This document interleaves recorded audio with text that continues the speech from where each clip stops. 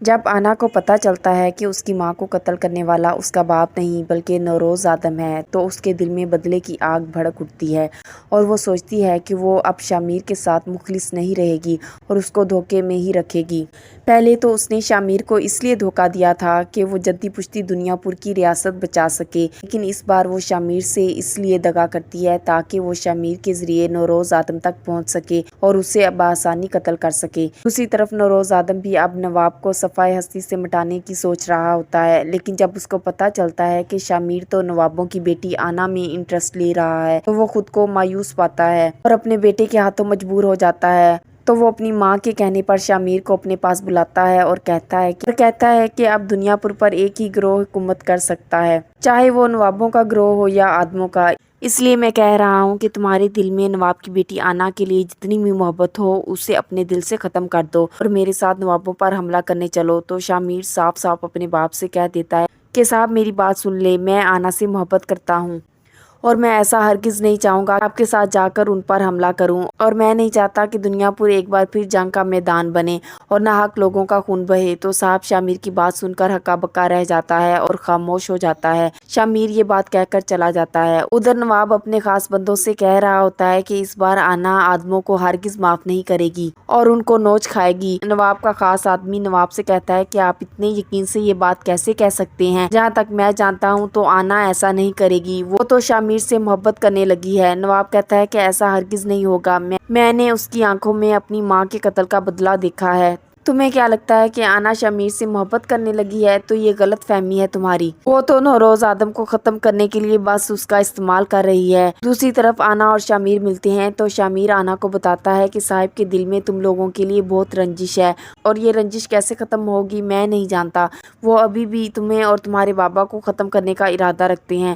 آنا شامیر سے کہتی ہے کہ جب تک تم میرے ساتھ ہو مجھے کچھ نہیں ہونے والا۔ شامیر کہتا ہے کہ اگر صاحب نے ایسی کوئی حرکت کی اور وہ ہم دونوں کی شادی کے لیے نہ مانے تو میرے پاس صرف ایک ہی راستہ بچا ہے۔ آنا پوچھتی ہے وہ کون سا راستہ؟ شامیر کہتا ہے کہ ہم پھر بھاگ کر شادی کر لیں گے۔ دوسری طرف نوروز آدم حملے کی تیاری کر رہا ہوتا ہے۔ شامیر کو جب پتہ چلتا ہے کہ صاحب آج رات پوری تیاری سے نوابوں پر حملہ کرے گا اور انہیں صفائے ہستی سے مٹانے کا ارادہ کر چکا ہے تو وہ جا کے صاحب کے آگے ہاتھ جوڑتا ہے اور کہتا ہے کہ صاحب ایسا مت کریں، میں آپ کو ایسا ہرگز نہیں کرنے دوں گا، میں نہیں چاہتا کہ یہاں لاشوں کے ڈھیر لگیں اور لوگ اپنے پیاروں کا ماتم کریں۔ نوروز آدم کہتا ہے کہ اب میں تمہاری باتوں میں نہیں آنے والا، اب میں وہی کروں گا جو مجھے صحیح لگے گا۔ شامیر صاحب کی باتوں سے مایوس ہو جاتا ہے اور جا کر آنا کو اطلاع کرنے کی غرض سے اس کی حویلی میں چلا جاتا ہے۔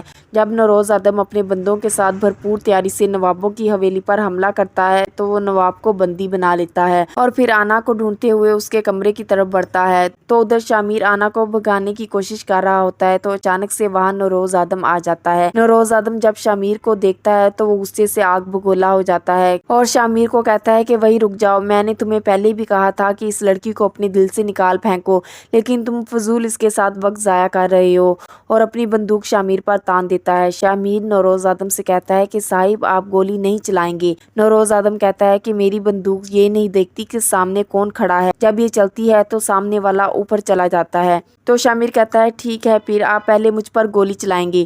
تو نوروز آدم شامیر کے سامنے بے بس ہو جاتا ہے، اس لیے اسے آنا کو بھی چھوڑنا پڑتا ہے۔ اس کے بعد نوروز آدم یہ فیصلہ کرتا ہے کہ وہ آنا اور شامیر کی شادی کروا دے تاکہ اس کا بیٹا اس کے ہاتھ میں ہی رہے، اور وہ اپنے بیٹے کو بلا کر اپنے اس فیصلے سے آگاہ کرتا ہے اور کہتا ہے کہ میں چاہتا ہوں کہ تم دونوں ایک ہو جاؤ، میں تمہاری شادی آنا سے کروانا چاہتا ہوں۔ یہ بات سن کر شامیر تھوڑا حیران ہوتا ہے کہ صاحب کو کیا ہو گیا ہے، پہلے تو صاحب میری شادی آنا سے کروانے پر راضی نہیں ہو رہے تھے، لیکن ساتھ ہی ساتھ شامیر کے دل میں لڈو پھوٹنے لگتے ہیں اور وہ بہت خوش ہو جاتا ہے۔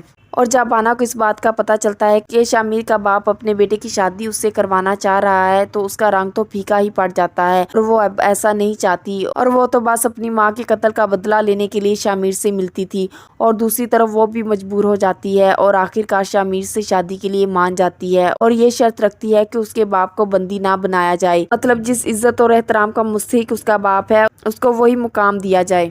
نوروز آدم آنا کی یہ شرط بھی مان لیتا ہے اور کہتا ہے کہ تم چاہو گی وہی ہوگا۔ اگلے دن شمیر اور آنا کی شادی ہو رہی ہوتی ہے۔ آنا اس شادی سے ناخوش ہوتی ہے اور اس کے دل میں بدلے کی آگ بھڑک رہی ہوتی ہے اور وہ شمیر سے شادی نوروز آدم سے اپنی ماں کے قتل کا بدلہ لینے کی خاطر کر لیتی ہے۔ شمیر اس بات سے بے خبر ہوتا ہے کہ آنا کے دل میں کیا چل رہا ہے اور اسے یہ نہیں پتا ہوتا کہ آنا نے یہ شادی اپنی ماں کے قتل کا بدلہ لینے کے لیے اس سے کی ہے۔ کمنٹ سیکشن میں اپنے خیالات کا اظہار ضرور کیجیے گا۔ مزید ویڈیوز کے لیے چینل کو سبسکرائب اور بیل آئیکن کو پریس کرنا مت بھولیے۔ شکریہ۔